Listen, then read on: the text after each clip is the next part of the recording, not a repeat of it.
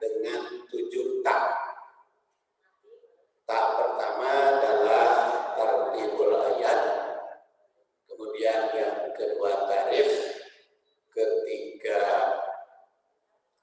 kedua tarjamah, ketiga tarif, keempat tanasubul ayat, kelima tafsir, keenam takwil, dan ketujuh tarjam. Jadi 7 metode pendekatan atau tadaburnya. Dan sekarang kita mulai dari tartibul ayat. A'udzubillahi minasyaitonir rajim. Ya ayyuhalladzina amanu jtanibu katsiran minadh-dhanni inna ba'dadh-dhanni ismun wala tajassasu wala yaghtab ba'dukum ba'dhan ayuhibbu ahadukum ayyakula lahma akhihi maitan fakarihtumuhu wattaqullah innallaha tawwabur rahim. Ya ayyuhalladzina amanu, wahai orang yang beriman. Sekarang kita lihat terjemahnya. Yang kedua. Ya ayyuhalladzina amanu, wahai orang yang beriman, ijtanibu, jauhilah olehmu katsiran, kebanyakan atau banyak, minadh-dhanni, dari prasangka. Inna ba'dadh-dhanni, sesungguhnya sebagian prasangka itu ismun, dosa. Wala tajassasu, dan janganlah mencari-cari kesalahan atau kejelekan atau kelemahan orang. Wala yaghtab, dan hendaklah tidak menjelekan. Kalau tadi tajassus mencari-cari kesalahan, kelemahan orang di hadapan, kalau yang tukang di belakang. Ba'dukum, sebagian kamu, ba'don, yang lain. Ayuhibbu, apakah sayang atau cinta atau senang. Ahadukum, salah seorang di antaramu, ayyakula, untuk memakan lahma akhihi, daging saudaranya, mayitan, yang sudah mati. Fakarihtumuhu, pasti kalian tidak senang. Wattaqullah, dan bertakwalah kamu kepada Allah. Innallaha, sesungguhnya Allah, tawwabun, maha penerima tobat, rahim, maha penyayang. Jadi itu terjemah lafziah. Sekarang kita lihat terjemah langsung, terjematul ayat. Yang kita kutip terjemah depan. Walaupun nanti kalau ada perbedaan pemahaman di dalam tafsir, tapi kalau yang kita kutip terjemah depan. Hei orang yang beriman, jauhilah kebanyakan dari prasangka. Sesungguhnya sebagian prasangka itu adalah dosa. Dan janganlah kamu mencari-cari kesalahan orang lain. Dan janganlah sebagian kamu menggunjing sebagian yang lain. Sukakah salah seorang di antara kamu memakan daging saudaranya yang sudah mati? Ini pertanyaan. Maka tentu kamu merasa jijik kepadanya. Dan bertakwalah kepada Allah, sesungguhnya Allah Subhanahu wa taala penerima tobat lagi Maha Penyayang. Surat 49 atau Al-Hujurat ayat 12. Yang kita bahas bagian pertama, jadi makalahnya terbagi dua. Kita lihat sekarang tarikh, yang ketiga. Apa tarikh itu? Sejarah atau historis. Tarikh itu bisa sababun nuzul,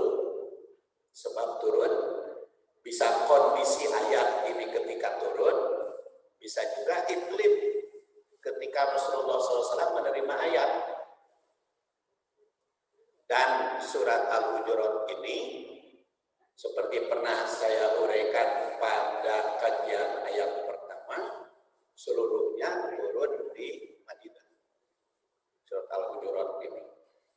Diriwayatkan bahwa ayat ini turun berkaitan dengan peristiwa dua sahabat yang menceritakan temannya. Mereka membicarakan sahabat yang mendapat amanah Rasul untuk saling bantu. Namun ada yang menyangka bahwa Usama, bendahara Rasul, itu kikir karena tidak mau menyediakan makanan untuk tamu yang mesti dihormati.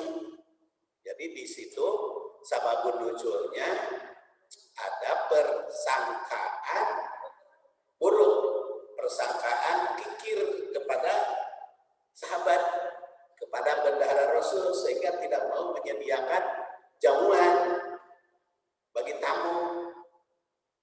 Maka turun ayat ini. Menurut Al-Baghawi itu mufassir yang lahir 433 dan wafat 516 Hijriah. Ayat ini sebagai teguran bagi sesama mukmin, jangan menyangka jelek atau membicarakan kejelekan orang. Jadi sababun nuzul ayat ini adalah orang yang menjelekan orang, menjelekan mukmin, menjelekan sesama mukmin. Itu tak yang kedua. Sekarang tak yang keempat, yaitu tanasub. Tanasubul ayat. Apa itu tanasub? Tanasub itu keterkaitan antara ayat dengan ayat yang lain. Tapi yang disoroti di sini keterkaitan antara ayat 12 dengan ayat sebelumnya. Jadi ada ayat 11. Jadi tanasub keterkaitan itu bisa antara ayat yang kita bahas dengan ayat sebelumnya, bisa juga antara ayat yang senada isinya, bisa juga ayat yang kalimatnya sama. Banyak itu kan kalimatnya sama, tetapi maknanya beda. Umpamanya kutiba alaikum, ada kutiba alaikum siam, ada kutiba alaikum kisos, ada kutiba alaikum kitab. Itu keterkaitannya itu pasti ada. Kemudian fas'alu ahla dzikri in kuntum la ta'lamun. Itu dua. Ada surat An-Nahl, ada surat Al-Anbiya. Fas'alu ahla dzikri in kuntum la ta'lamun. Cuman awalnya saja beda, tengahnya, ujungnya sama. Itu namanya keterkaitan antara ayat dengan ayat yang lain. Tapi yang disoroti di sini adalah keterkaitan antara ayat 12 ini dengan ayat 11, yaitu yang bunyinya ya ayyuhalladzina amanu la yaskhar qaumun min qaumin asa ayyakunu khairan minhum wala nisa'un min nisa'in asa ayyakunna khairan minhunna wala talbisu anfusakum wala tanabazu bil alqab bi'sa'ismul fusuq ba'dal iman wa man lam yatub fa ulaika humud dhalimun. Ayat 11 menyeru orang mukmin, yaitu dengan ya ayyuhalladzina amanu. Dan ternyata ayat ini juga ya ayyuhalladzina amanu.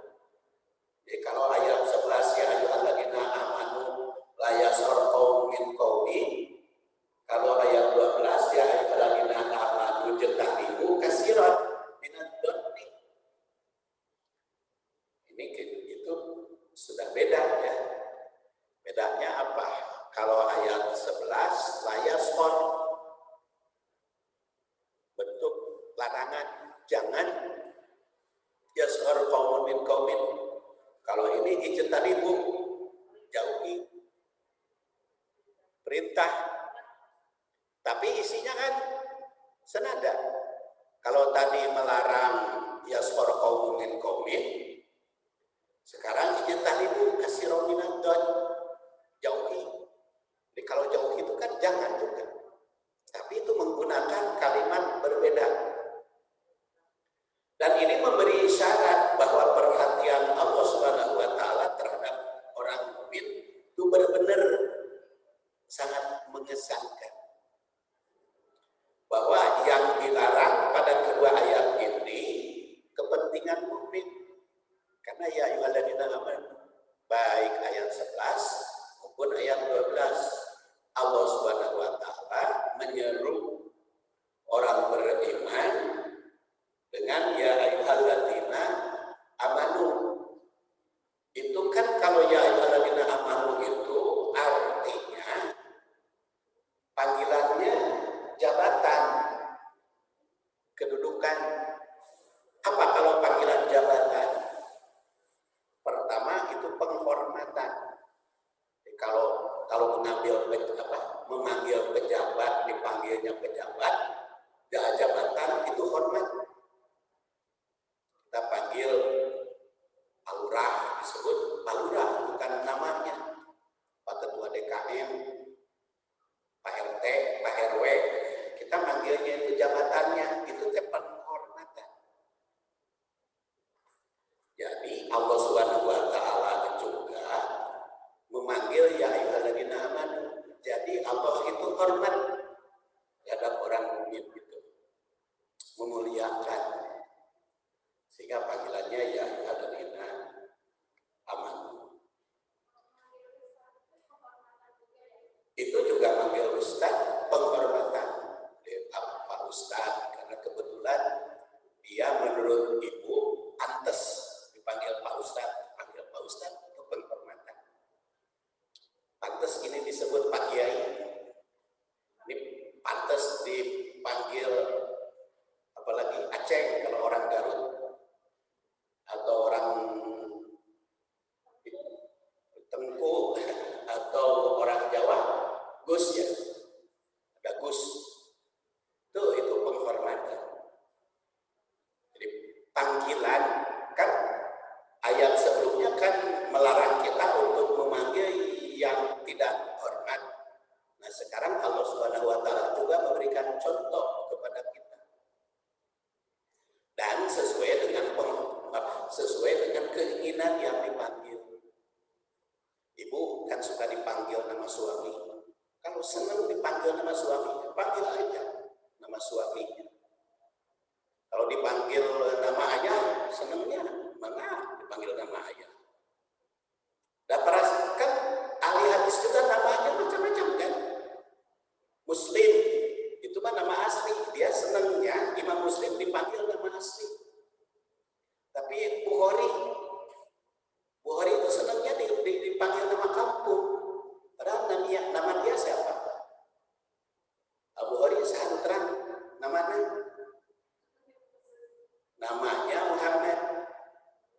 Muhammad bin Ismail Al-Mughirah, nama aslinya. Tapi dia senang nama kampung.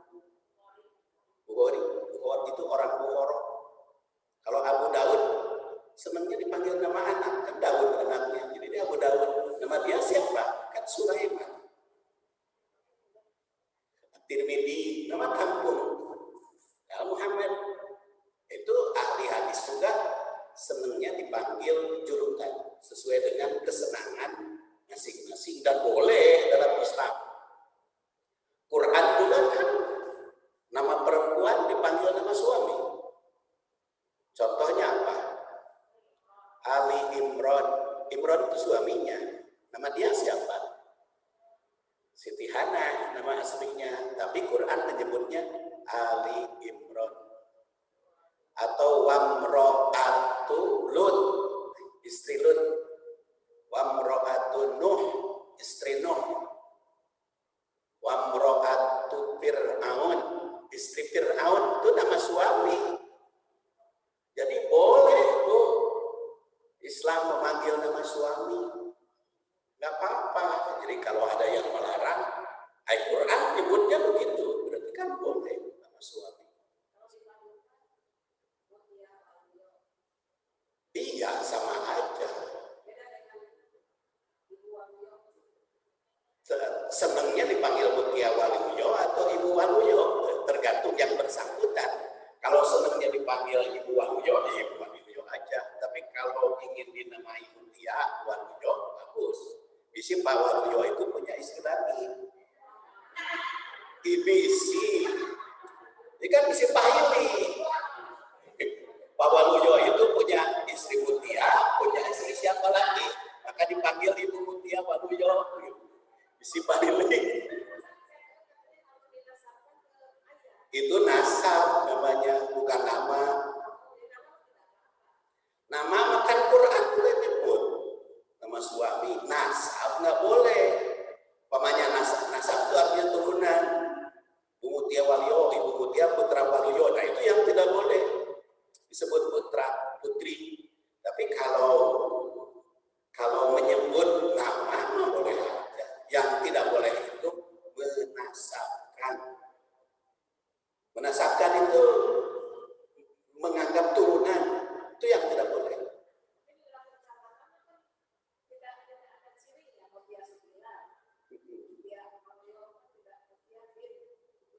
Ya kan tidak pakai bin. Kalau pakai bin tidak boleh. Pamanya Ibu Mutia, suaminya Waluyo, ayo dipanggil Ibu Mutia bin Waluyo, itu yang tidak boleh. Binti Waluyo itu yang tidak boleh, karena binti itu nasab. Tapi kalau tidak pakai binti, nggak masalah. Nggak jadi, tidak dilarang itu. Jadi ada yang mengharamkan itu, dalilnya nasab.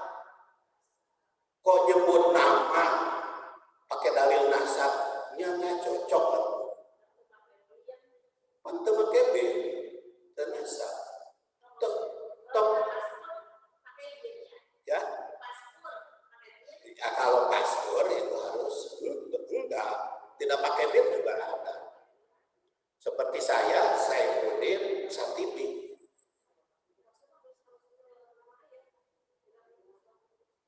Sebetulnya di paspor juga asal jangan pakai bin. Nggak apa-apa nama siapa aja. Tidak ada ketentuan harus nama ayah. Boleh saja. Nama siapa saja. Yang penting 3 nama paspor untuk umroh itu juga. Jadi yang dilarang itu nasab, menisbatkan. Kalau panggilan sesuai dengan kesenangan saja, kesenangan masing-masing. Yang kadang-kadang walaupun suaminya geus maot, geus ganti suamina, angger we nama suami baheula. Kita juga banyak. Tetep we nama suami baheula, padahal geus ganti suami. Tidak ada larangan itu. Kalau senengnya dan suami tetap.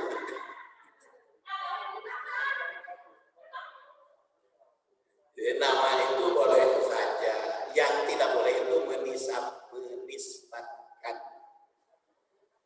Jadi kembali lagi kepada ayat ini, Allah Subhanahu wa taala memanggil kita ya ayyuhalladzina amanu. Wahai orang yang beriman, berarti Allah juga memanggil orang kadang-kadang jabatannya seperti ya ayyuhalladzina amanu, kadang-kadang nama suaminya seperti imra'atu Imran, imra'atu Fir'aun, kadang-kadang nama ibunya seperti Isa bin Maryam, itu ibunya yang dipanggil. Jadi dan di dalam hadis juga banyak nama memanggil nama anak. Rasulullah juga kadang-kadang dipanggil nama anak Abul Qasim.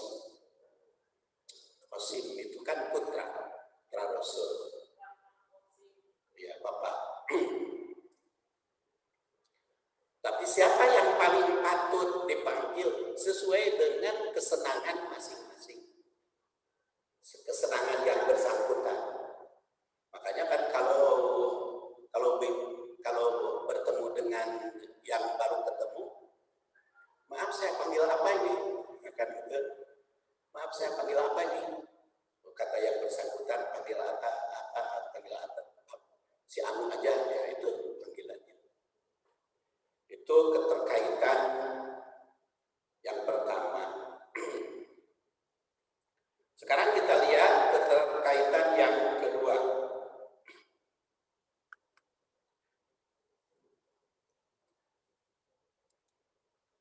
Keterkaitan yang kedua, pada ayat 11 diseru agar mukmin tidak boleh mencela sesama. La yashor qaumun min qaumin asa yakunu khairan minhum. Jadi pada ayat 11 diseru agar mukmin tidak boleh mencela sesama.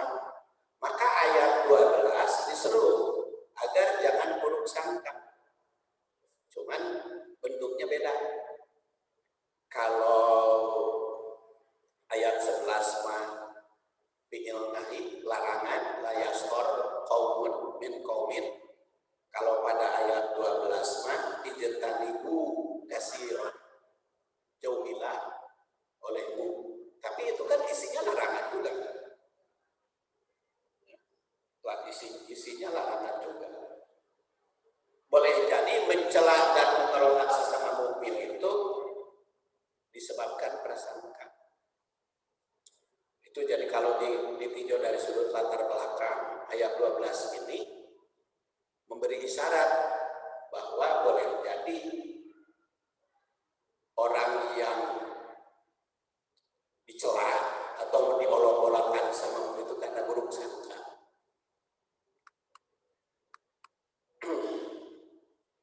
Kemudian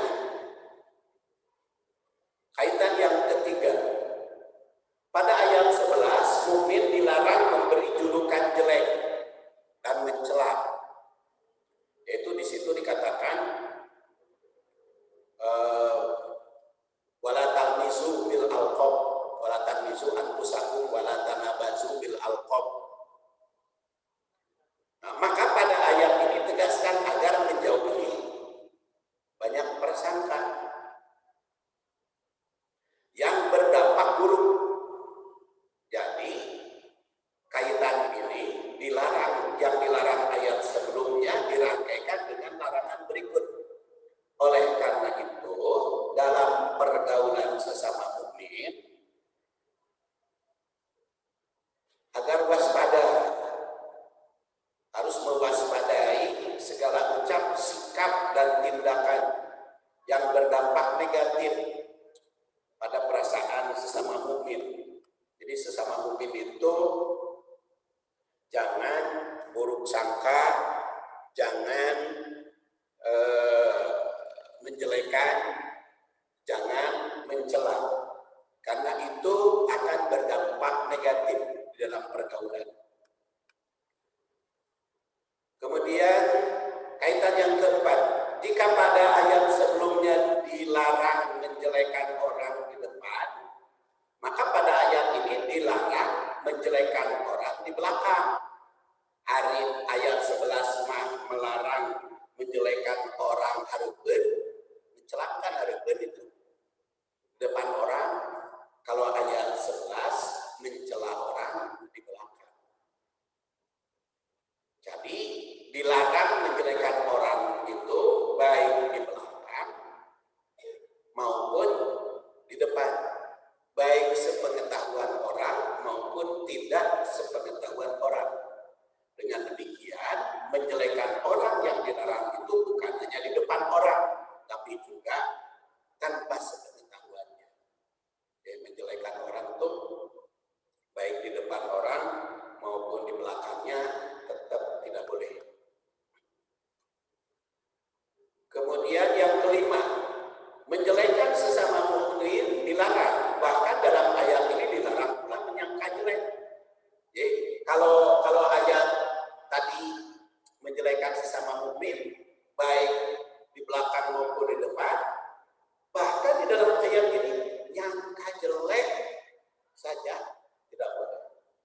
Bukan hanya menjelekan, nyangka jelek atau purbasangka jelek itu dilarang. Betapa kewajiban baik sesama muslim itu bukan hanya dalam ucapan di depan, tapi juga di belakang. Bahkan bukan hanya menjelekan, tapi juga menyangka jelek sesama mukmin. Itu tak. Kemudian tak berikutnya adalah tafsir. Ya ayyuhalladzina amanu jtanibu katsiran minadh dhanni. Ya ayyuhalladzina amanu, wahai orang-orang yang beriman. Panggilan ya ayyuhalladzina amanu ini merupakan panggilan kelima dalam surat Al-Hujurat. Ya ayyuhalladzina amanu yang ayat pertama yaitu la tuqaddimu baina yadayillah wa rasulih. Yang ayat yang kedua ya ayyuhalladzina amanu la tarfa'u aswatakum fawqa sautin nabi. Kemudian yang ketiga ya ayyuhalladzina amanu in ja'akum fasiqun binaba'in. Kemudian yang keempat ya ayyuhalladzina amanu la yaskhar qaumun min qaumin. Dan yang kelima ya ayyuhalladzina amanu jtanibu katsiran minadh dhanni. Apa ini hikmahnya sampai ya ayyuhalladzina amanu dipanggil 5 kali? Dengan demikian satu sama lain itu masih berkaitan. Itu pertama. Makanya panggilannya ya ayyuhalladzina amanu. Jadi ayat itu sejak ayat pertama sampai ayat 12 ini masih berkaitan khususnya dengan etika hidup, etika bergaul, etika komunikasi. Dan kadang-kadang karena komunikasi jelek jadi jelek kan? Karena komunikasi kurang baik jadi berdampak negatif. Makanya Rasul itu sampai 3 kali kan bersumpah, wallah laisal mu'min, wallah laisal mu'min, wallah laisal mu'min. Kaget itu sahabat kok. Rasul sampai sumpah 3 kali, bukan orang mukmin, bukan orang mukmin, bukan orang mukmin. Siapa itu ya Rasulullah? Bukan orang mukmin. Kata Rasulullah, yaitu orang yang gara-gara dia tetangganya tidak tenang. Gara-gara hidup di sana tetangganya tidak tenang, oleh ulahnya tidak termasuk mukmin. Sampai 3 kali dia sumpah, Allah Rasul itu bersumpah. Saking betapa pentingnya bergaul baik, berucap bagus, berucap pikaenakeun, jangan berucap diteenakeun, ulah pikanyerieun, ulah pikakeuleun. Berbicara itu, makanya sampai wallah. Hidup itu harus pikaenakeun sesama teman, sesama tetangga, sesama muslim. Ibnu Jarir At-Tabari, dia guru besar tafsir, sering disebut guru besar tafsir. Lahir tahun 224, wafat 310 Hijriah. Menegaskan bahwa panggilan ayat ini menyeru orang yang beriman, yang membenarkan Allah dan Rasul, agar jangan mendekati sangkaan buruk pada sesama mukmin. Mendekati saja. Kan ijtanibu itu artinya jauhi olehmu. Jadi jangan mendekati persangkaan buruk. Jadi ijtanibu di sini berarti jauhi, jangan mendekat pada sangkaan buruk. Ditegaskan kalimat berikutnya, ijtanibu katsiran minadh dhanni, jauhi oleh kalian banyak prasangka.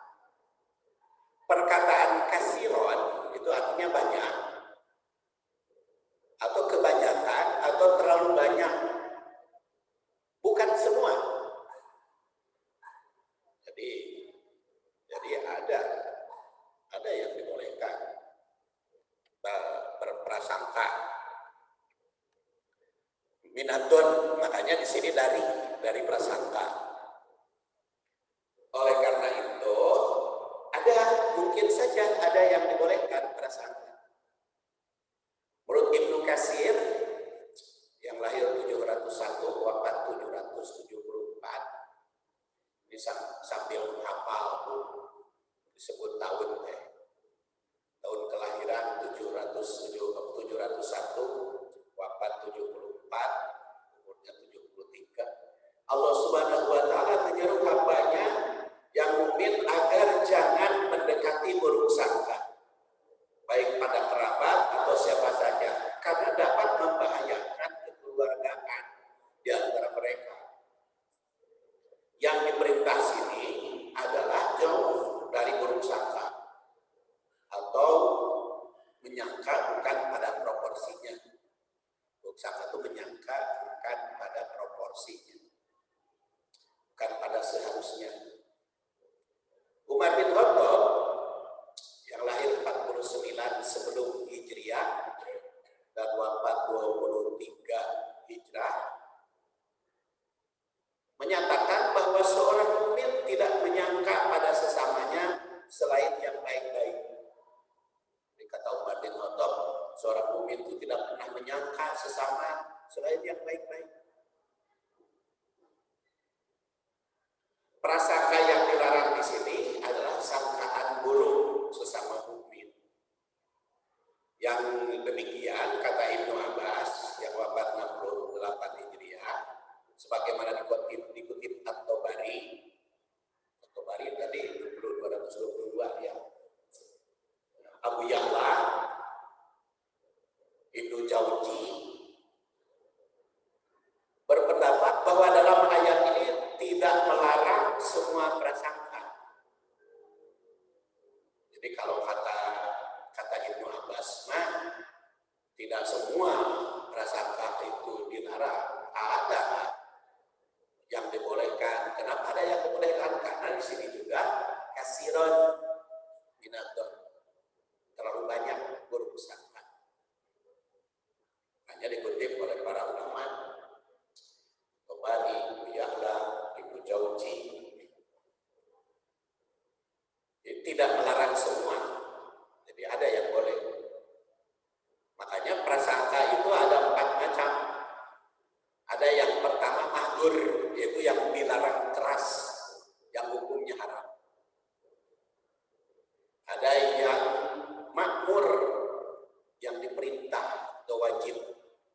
Ada yang mubah, yang boleh dilakukan, boleh ditinggalkan. Ada yang mandub, yaitu yang dianjurkan atau hukumnya sunat, itu namanya mandub. Prasangka yang dilarang, yang hukumnya haram, adalah menyangka buruk pada Allah. Itu haram hukumnya, menyangka buruk kepada Allah. Karena wajib bersangka baik pada Allah. Allah juga berfirman, wa yu'adzibal munafiqin wal munafiqat wal musyrikin wal musyrikat ad-dhannina billah dhannas saw alaihim dairatus saw wa ghadiballahu alaihim wa la'anahum wa a'adda lahum jahannama wa sa'at masira. Allah menyiksa orang munafik laki-laki maupun perempuan, musyrik laki-laki maupun perempuan, karena dia ad-dhannin, menyangka billah kepada Allah, dhannasu, buruk sangka alaih. Nah itu dilarang. Jadi berdasar ayat ini orang munafik dan musyrik mendapat siksa diakibatkan oleh buruk sangka pada Allah. Karena haram hukumnya buruk sangka atau suudzon pada Allah. Baik sangka pada Allah itu kewajiban setiap muslim. Dan Allah Subhanahu Subhanahu wa taala itu kan sudah mewajibkan pada dirinya memberi rahmat kepada orang mukmin. Ya Allah itu mewajibkan pada dirinya. Makanya jangan sangka buruk kepada Allah.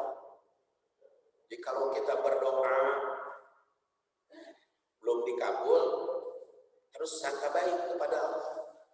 Pertama, sangka baik nanti meureun yang diminta oleh kita teu cocok. Kalau kita minta bisi teu cocok yang kita minta. Ayo kita maksa kepada Allah, ya Allah. Cing eta teh pun anak teh supaya diterima, digawe di tempat anu minta kamu teu dikabul, bisi jelek ka anak urang. Atau minta jodoh.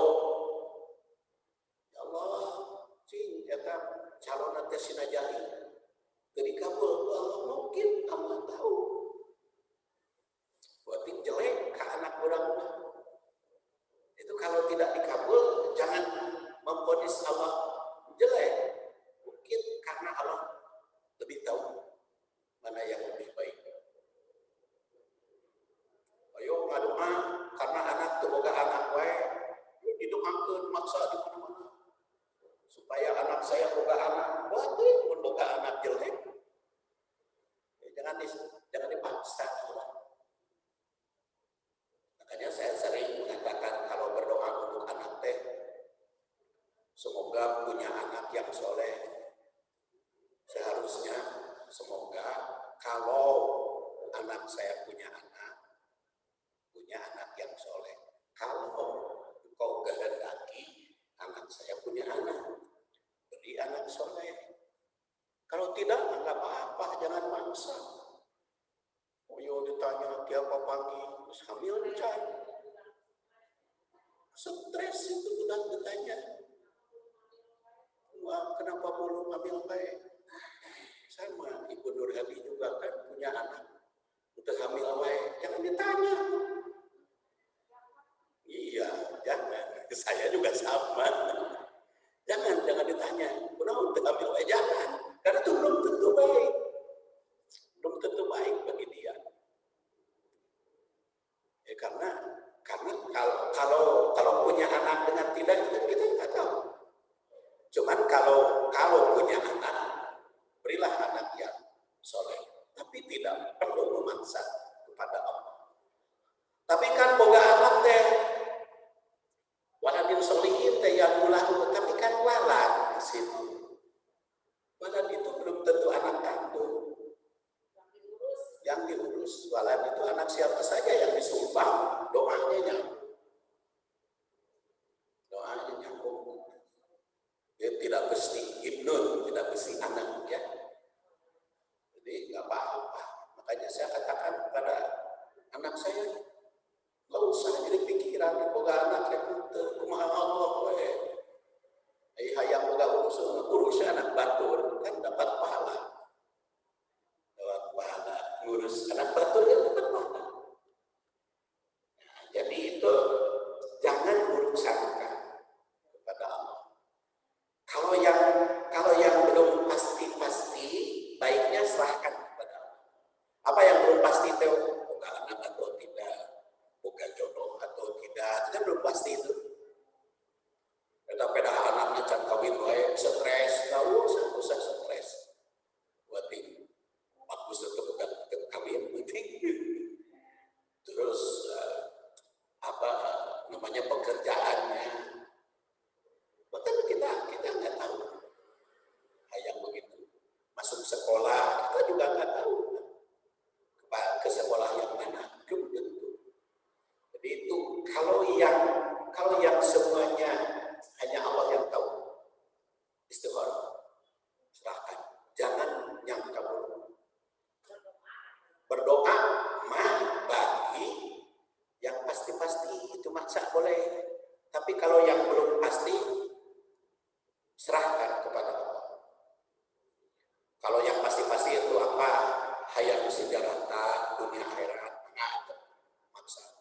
Hayang sejahtera dunia akhirat, mangga maksa. Hayang diampuni, mangga. Hayang masuk ke surga, mangga maksa. ulah kieu terserah ya Allah tapi marek dikasugahkeun heh keranghakeun heh ka pokoknya mah ya Allah rek kitu rek kieu abdi teh kalakuan abdi hayang ka surga walaupun abdi teh dosa banyak hayang dihampura gitu ya innaka atat tawwabur rahim. Kalau yang sudah baik mah enggak maksa. Haram juga hukumnya buruk sangka atau suudzon pada sesama mukmin yang baik yang selalu menjauhi kesalahan. Yang selalu menjauhi kesalahan. Allah Subhanahu wa taala itu menjanjikan akan mengikuti prasangka hamba-Nya. Yaqulullahu ta'ala, ini namanya hadis qudsi. Jadi Rasul bersabda, yaqulullahu ta'ala, Allah itu berfirman. Dulu sudah saya kemukakan hadis itu, ada hadis qudsi, hadis nabawi, ada hadis sahabi. Hadis qudsi adalah firman Allah yang dikutip oleh Allah oleh Rasul. Itu hadis qudsi. Firman Allah yang dikutip oleh Rasul. Kalau hadis nabawi isinya dari Allah disabdakan Rasul.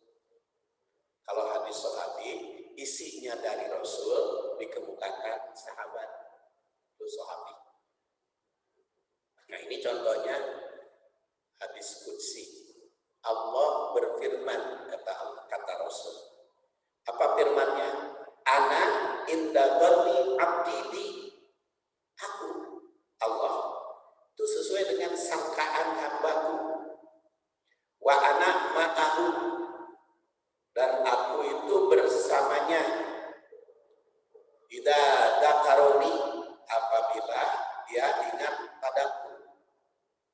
Fa in dzakaroni fi nafsihi dzakartuhu fi nafsi. Apabila dia ingat di dalam dirinya, maka aku ingat dalam diriku. Kalau kita ingat kepada Allah, maka Allah ingat kepada kita. Tapi kalau kita tidak pernah ingat kepada Allah, Allah juga tidak ingat. Wa in dzakaroni fi malain dzakartuhu fi malakin khair minhu.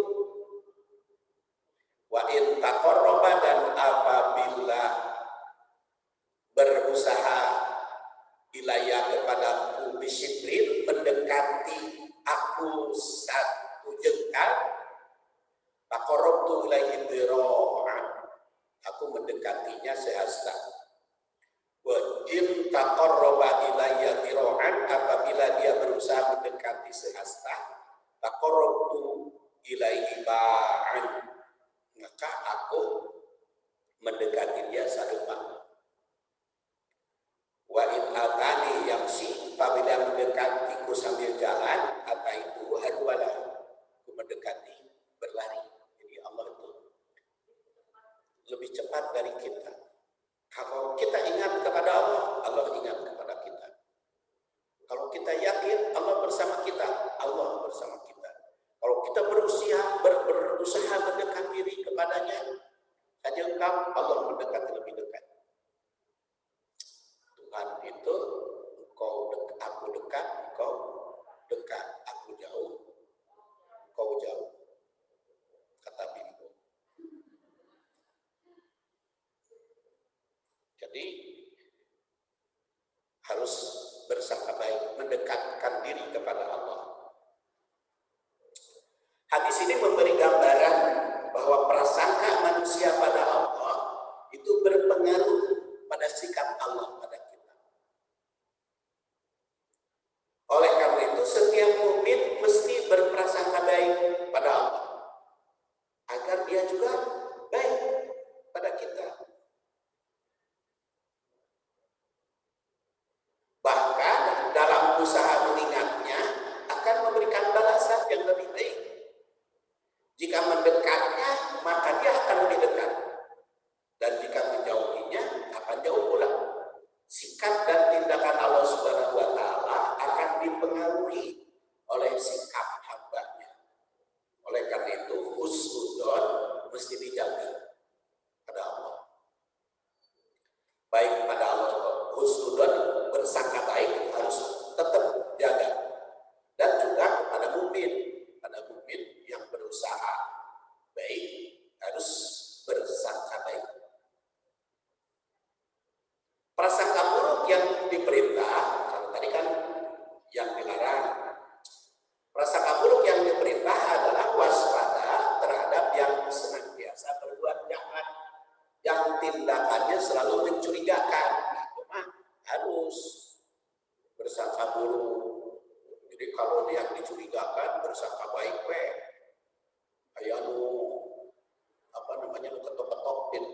malam langsung dibuka pintu, ketok-ketok pintu tengah malam, waspada, kita harus ditolong dulu.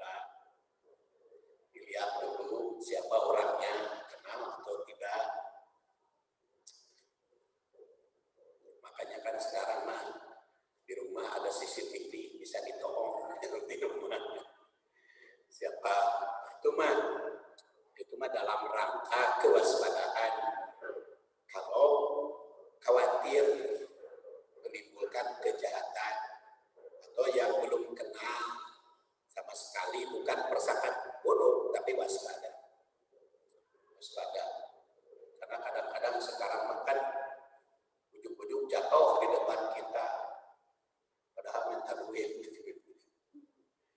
Itu pernah saya ceramah istiqomah subuh-subuh, begitu keluar dari istiqomah ada yang jatuh ngebubrak, direntok ku ibu-ibu. Ternyata cenah geus 3 hari teu makan. Atuh ibu-ibu riweuh. Efek dari Cihampelas dia eta kene nu jatuh. Itu bagus. Jadi itu prasangka waspada kepada yang diperkirakan rugi. Boleh. Prasangka orang seperti itu diperlukan agar terhindar dari bahaya yang mengancam keselamatan diri dan pihak lain, sangat diperlukan. Jangan sampai bertambah korban dari kejahatan. Jika ternyata ada orang yang seimbang antara perlunya waspada dengan kemanfaatan, maka hukum persangkanya bisa jadi ubah. Kalau tadi ini mah seimbang antara dicurigaeun jeung pikarunyaeun. Nah, itu mah harus seimbang kita juga.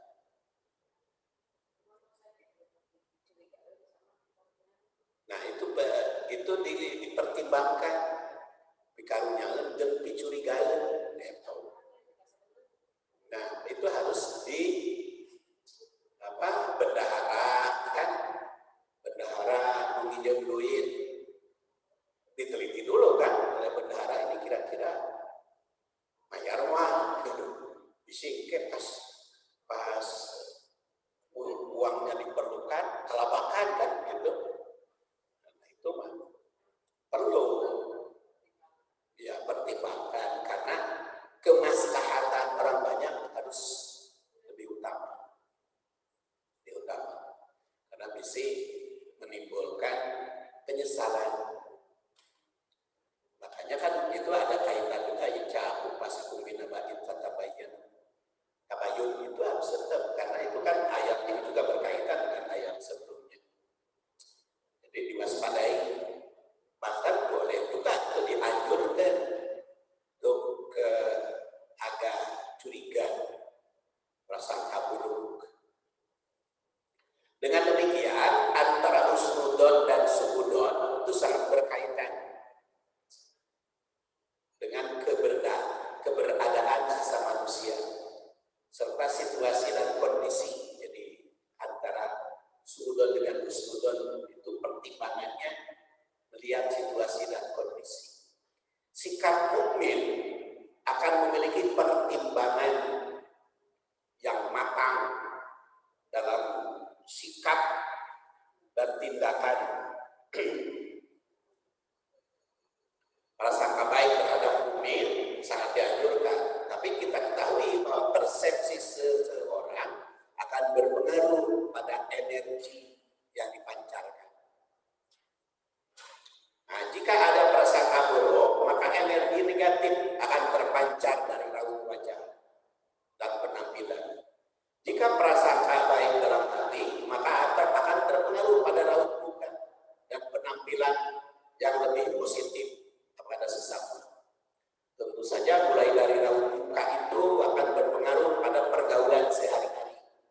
Inilah pentingnya prasangka baik sesama mukmin. Inna ba'dadoni ismun. Inna sesungguhnya ba'dadoni sebagian prasangka buruk ismun. Kalimat ini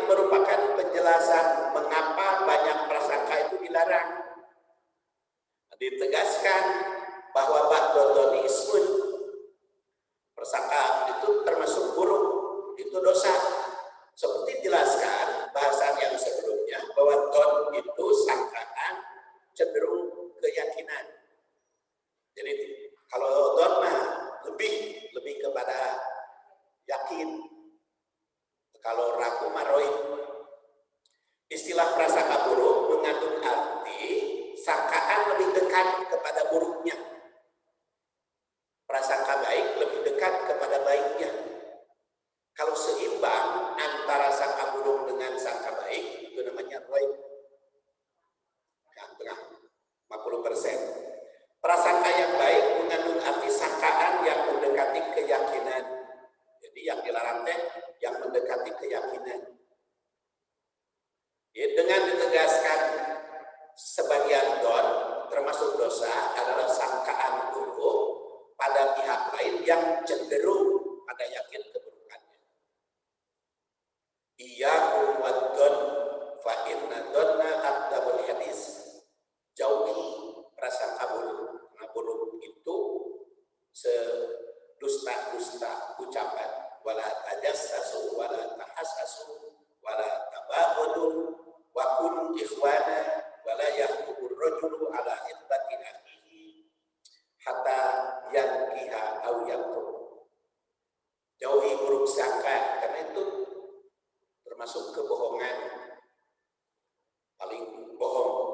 Jangan cari-cari kesalahan, jangan cari-cari kelemahan, jangan saling benci, jadilah bersaudara.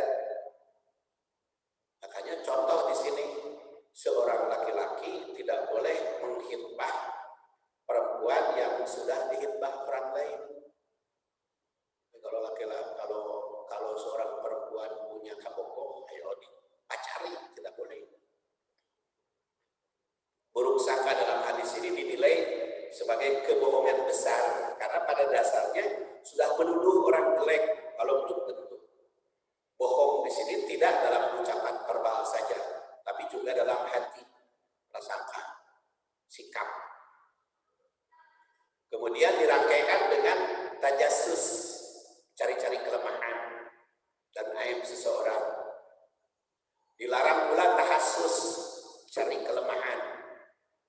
Kemudian tajassus, tahassus itu maknanya bisa sama tapi bisa berbeda. Namun terkadang maknanya sebaliknya. Kemudian di dalam hadis itu dikatakan kunu ikhwana. Jadilah kalian ikhwan, bersaudara. Ini memberikan gambaran bahwa salah satu faktor yang menimbulkan retaknya persaudaraan, pertama mencari bukti aib orang lain. Kedua, mencari-cari kesalahan atau kelemahan. Ketiga, menebar kebencian. Keempat, buruk sangka. Kelima, meminang wanita yang telah diminang. Dalam ayat ini tandaskan bahwa sebagian besar buruk sangka itu ismun atau dosa yang menimbulkan bahaya baik pada pelaku ataupun pada pihak lain. Dan Rasul SAW bersabda, wal ismu mahaka fi sadrika wa karita ayat toli'a alihin nas. Ismu itu perbuatan yang khawatir diketahui orang. Itu ismun.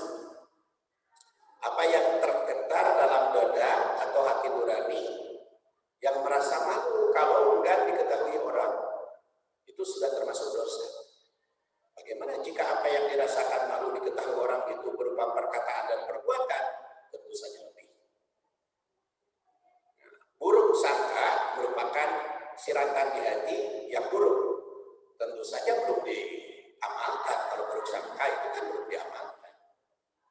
Seperti yang juga dipraktekkan dalam sikap dan perbuatan. Namun seperti dikemukakan di atas, bahwa perasaan di hati akan berpengaruh pada raut muka. Jadi wala tajassasunya insya Allah bulan depan